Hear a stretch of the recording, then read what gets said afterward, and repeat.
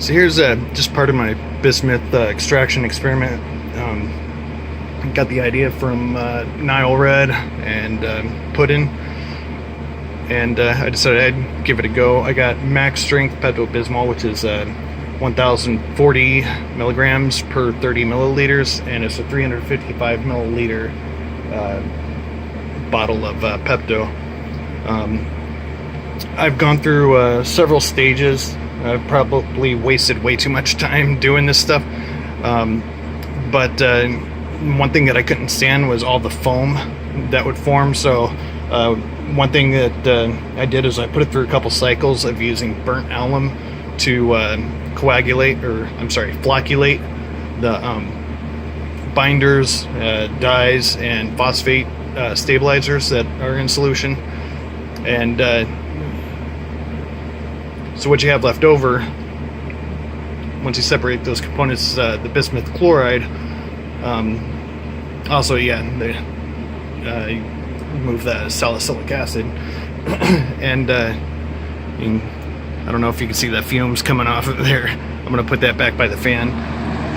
It's not too rigorous. I've got a smaller batch here, which is much more highly concentrated, and this thing was really eating away the aluminum. And there's that tiny little cup actually has like quite a bit of bismuth in it. I've got some bismuth all rolled up in a ball upstairs, and just waiting on being able to finish my reaction vessel. But here's a piece of aluminum. I wanted to do a little experiment with some of the bismuth that I had collected, if I can get it to shine right. You can see a bit of rainbowy color on the aluminum there, and that's from me taking a mini butane torch and heating up a pile of bismuth that I dried out overnight. I couldn't remember if it was part of another experiment I was working on, but I was pretty sure it was bismuth. So basically I wanted to heat it up to see if I'd get the yellow bismuth oxide, and that's what I did. I saw it form. I put the rest of it in this foil, heated it up, and because I brought it up past its boiling point fairly quickly,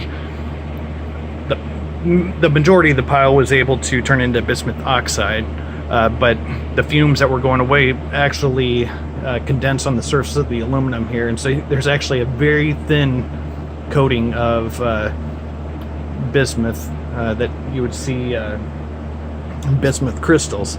So I thought that was pretty interesting, and I'll be doing a lot more experiments with bismuth in the future. I plan on buying some online and then growing crystals myself. That's something I've always wanted to do, but I'm thinking with the amount of Pepto Bismol that I've got, I should be able to form 2 small ingots large enough to be able to levitate a neodymium magnet.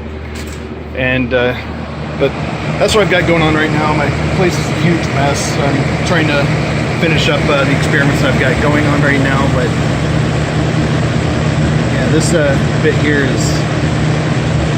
there's quite a bit of bismuth that's able to form in the solution here, and I'm not getting all kinds of foam like you see here. This was a less pure batch, and so it still had a lot of the binding agents, the dye, the stabilizers, salicylic acid. There's not a lot of salicylic acid in here. I've got most of that in another container. I'm not sure what I'm going to do with it. One last thing. I know this video is kind of chaotic all over the place, but I've got some of the dye, and I was able to reconcentrate it. It was a very bright magenta color, almost like fluorescent. And yeah, that it's kind of turned into more of a, I guess, a rusty maroon looking color there, but it's, if you were to acidify that a bit, it should turn back to a really bright pink or, magenta color. And I think it's pretty cool. I'm going to dry it out a bit, and then I'll probably change, or I'll adjust the pH. It's a very strong base right now because I do have potassium hydroxide in here, and yeah, it was able to make it pretty bright pink right away, but then it started to turn kind of a dark orange last night. But it was something cool that I witnessed, and yeah, my place is a horrible mess at the moment. Most of the stuff sitting here is from the Bismuth.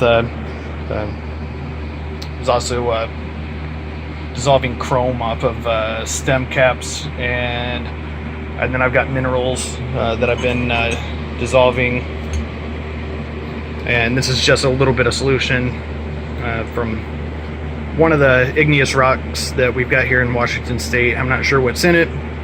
I grew a tiny bit of crystals after I reprecipitated by adding some sodium hydroxide to solution. You can't really see them very well. I've got them on my microscope slide upstairs, but yeah, sorry for the horrible quality video.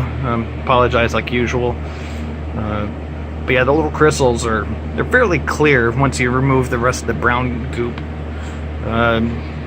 Not sure what that is. Probably a mix of iron and, I don't know, maybe arsenic or something.